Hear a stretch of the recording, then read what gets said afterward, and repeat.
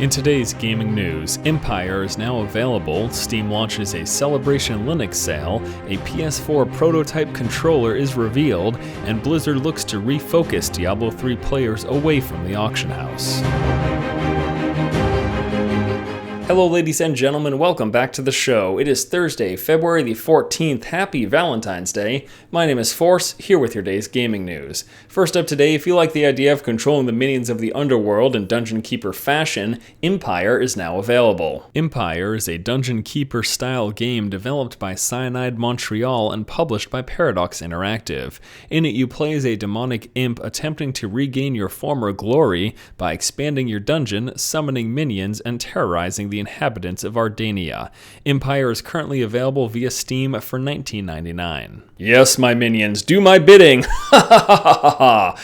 That was my attempt at an evil laugh. Alright, I took a look at Empire earlier today with a first 40 video, so if you'd like to get a general idea of how the game plays, definitely give that a look. Also tomorrow and into this weekend, I'll be doing further in-depth analysis of the game, so keep an eye out for those videos as well. Next up in news, Steam will be holding a Linux exclusive sale throughout the course of the next week. In celebration of Steam for Linux recently going live, Valve is holding a week-long half-off sale on all Linux games. Some of the more notable titles include Amnesia, Bastion, Half-Life, Counter-Strike Source, Trine 2, and FTL. The sale will be running from now until Thursday, February 21st at 10 a.m. Pacific Time. Moving on, an image of what appears to be the prototype of the PlayStation 4 Controller has begun circulating the interwebs. An article on Destructoid reveals an image of what appears to be a prototype of the controller for the next PlayStation console.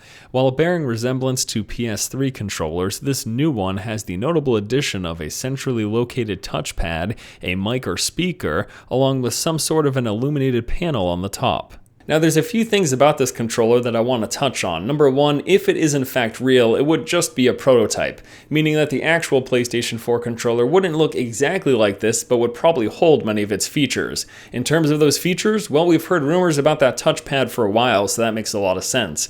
And the presence of that speaker location, or what I actually expect to be the location for a microphone, also makes a lot of sense, since voice recognition is something that we probably expect in the next generation of consoles. And then lastly, there's that illuminated pad on the top. To me, this looks a heck of a lot like the motion controls that we see for the Move. So could these controllers have Move functionality?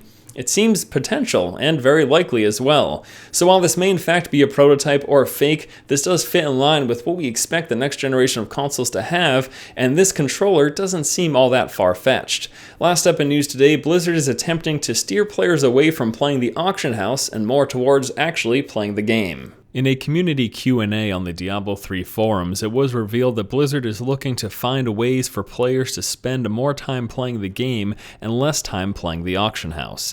Game designer Travis Day said, "Something we discuss frequently is how the auction house has impacted the game and how we can refocus players away from farming the auction house and onto farming monsters." He went on to say that the recent patch 1.0.7 introduced a new account-bound crafting system known as Demonic Essence, which is completely separate from the auction house economy. Now, while that ship may have sailed a long time ago for me, this is a really good addition for anyone who still is playing Diablo 3. You know, at this game's launch, there was a lot of speculation that the mere existence of the real money auction house altered the drops within the game, and after playing for a while, it was sort of confirmed for a lot of people. Most gear upgrades came from purchasing stuff in the auction house, be it with gold or real-world money, and not a lot of people were actually getting upgrades while playing. So this whole new demonic essence thing seems like a great way to incentivize actually playing the game. Now my question for you guys today is, does the addition of Demonic Essence, a crafting system completely separate from the auction house, going to be enough to bring you back into the game? Or if you are currently playing the game, what do you think about the addition of this new system? Let me know what you guys think in the comment section below. Alright guys, that'll do it for today's episode of the show. As always, thank you so much for watching. Once again, this has been Force, and you have just been force-fed. I am a great and powerful demon ruler of the underworld. What? Why am I an imp? What?